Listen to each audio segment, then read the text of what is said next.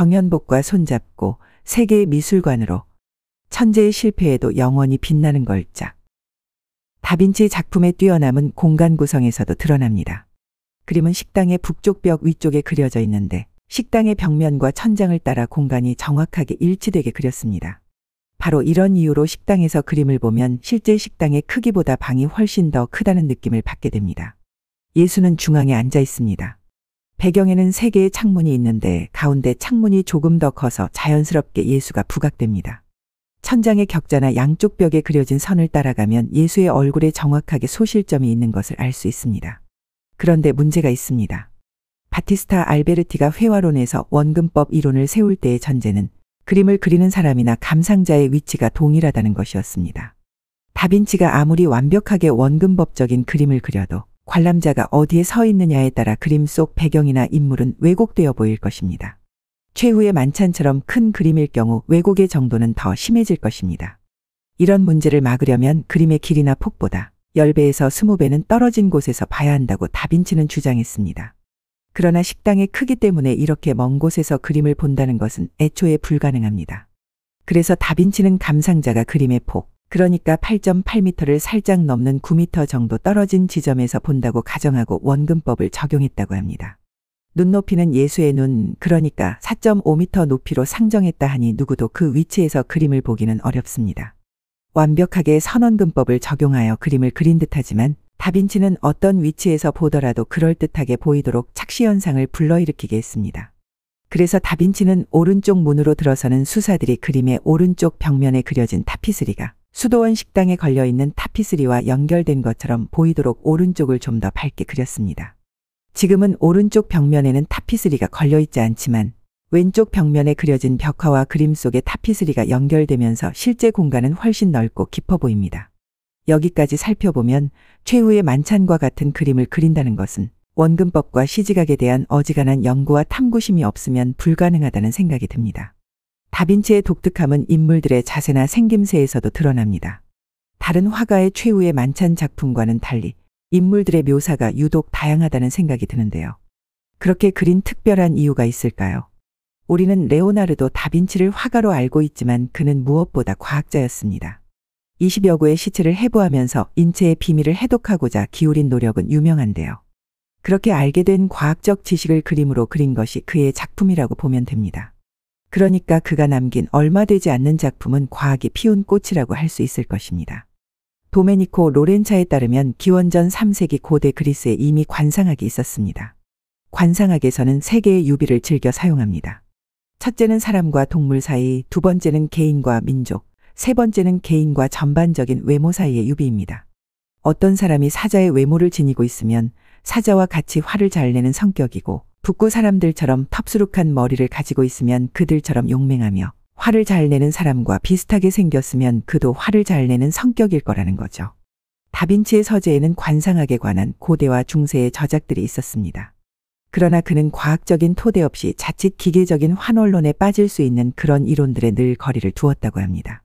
아리스토텔레스는 시학에서 사람의 성격을 에토스, 순간적인 감정을 파토스로 구별하고 있는데요.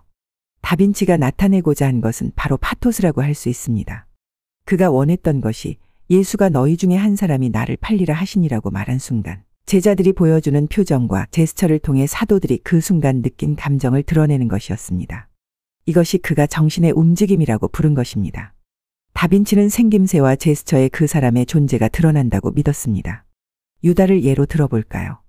유다는 좁은 이마에 매부리고 하관이 튀어나오고 입꼬리가 내려갔습니다. 오른손으로는 돈주머니를 꽉 쥔 채 왼손은 쫙 펼쳐서 놀라움을 표현하고 있습니다. 그러면서도 예수를 향해 똑바로 바라보면서 자신은 아니라고 항변하는 듯합니다. 어둠 속에 잠긴 유다와 달리 성요한과 유다 사이에 앉은 베드로는 빛을 환하게 받고 있는데요. 유다와 다르게 넓은 이마에 입꼬리가 올라가 있습니다. 얼굴은 꽤 넓어 보이는데 설명하기 어려운 슬픔이 어려 있습니다. 베드로 옆에 성요한은 눈을 감고 아래를 내려다보면서 깊은 생각에 빠져 있는 듯합니다. 그런데 최후의 만찬은 뛰어난 작품성으로도 회자되지만 그림이 완성되자마자 손상되기 시작했다고 합니다. 왜 이런 문제가 생긴 걸까요? 그것은 다빈치가 당시 벽화를 그릴 때의 관행을 따르지 않고 자신만의 독특한 방법을 시도했기 때문입니다. 당시 벽화는 프레스코 기법으로 그려졌는데요. 이탈리아어로 신선하다는 뜻인 프레스코는 벽에 석회를 바른 다음 벽이 다 마르기 전에 수용성 안료로 그림을 그리는 기법입니다. 안료가 벽에 스며들면서 마르기 때문에 작품이 완성되면 수정이 어렵습니다.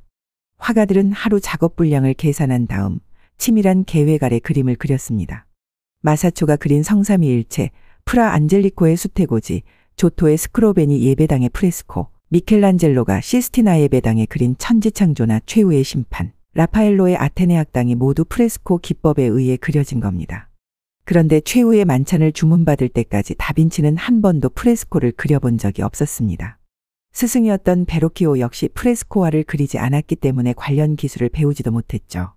주로 유화를 그리면서 몇 년에 걸쳐서 수정하는 걸로 유명한 다빈치는 재빨리 끝내야 하는 프레스코 기법에 적합한 화가가 아니었습니다. 그래서 자신의 속도에 맞는 방법을 새로 개발합니다. 회반죽 벽이 완전히 마른 다음에 흰색 돌가루를 바릅니다. 그 위에 다시 흰색 밑칠을 하고 유화물감과 템페라를 섞어 그림을 그렸습니다. 유화물감은 기름으로, 템페라는 달걀 노른자로 안료를 섞는데요. 프레스코 기법과 다르게 여러 번 덧칠을 하면서 자신이 원하는 섬세한 표현을 할 수 있었습니다. 과학자였고 누구보다 탐구심이 강했기 때문에 새로운 방법을 시도했으나 결과는 처절한 실패였습니다. 수도원의 식당에 그려진 그림이다 보니 하루 3번 수십 명분의 식사에서 나오는 습기뿐 아니라 바로 옆 부엌에서의 열기와 습기는 그림에 치명적이었습니다. 그림이 완성된 지 얼마 지나지 않아서 벽이 떨어져 나가기 시작했죠. 그 이후 500여 년의 시간은 최후의 만찬에게는 너무나 모욕적인 시간이었습니다. 예술가열전을 남긴 바사리의 증언에 따르면 1550년대 중반에 이미 형체를 알아보기 어려울 정도로 훼손이 심했다고 합니다. 오죽하면 1652년에는 식탁이 그려진 벽의 문을 만들어 예수의 다리 부분은 흔적도 없이 사라지게 되었습니다. 그 이후 여러 차례 복원을 위한 시도를 했지만 그럴수록 상태는 더 악화되어 갔죠. 1500년, 1800년에는 밀라노에 홍수가 나서 벽화가 완전히 물에 잠기기도 했습니다. 나폴레옹이 침공했을 때는 벽화가 그려진 식당이 마구간으로 사용되기도 하고 2차 세계대전 때는 건물이 폭격당하기도 했고요. 오랜 세월 온갖 풍파를 견디던 끝에 1977년부터 1999년까지 대대적인 복원이 이루어져서 일반에 공개되고 있습니다. 복원 결과에 대해서도 여러 의견이 있습니다. 복제품을 복원한 것에 불과하다는 의견이 있는데요. 아무래도 진품의 흔적이 너무 희미해진 상태에서 당대의 다빈치의 최후의 만찬을 복제한 작가들의 작품을 참조할 수밖에 없던 데서 나온 비판이라고 할 수 있습니다. 그렇긴 해도 세부적인 표현 방식을 알기 어려운 부분은 연한 수채화로 마감하여 다빈치의 테크닉이 낳은 문제와 세월의 흔적을 고스란히 남겨두었습니다. 작품을 보기 위해서는 3달 전 온라인으로 반드시 예약을 해야 합니다. 개인 관람은 허용되지 않고 같은 시간에 예약한 사람들과 함께 가이드의 안내를 받으며 15분간만 관람할 수 있습니다. 작품을 보호하기 위한 특단의 조처라고 할 수 있습니다. 루브르 박물관이나 우피치에서 완벽한 상태로 보존된 레오나르도 다빈치의 그림을 본 것과 달리 이 그림 앞에서 느끼는 감동은 복잡했습니다.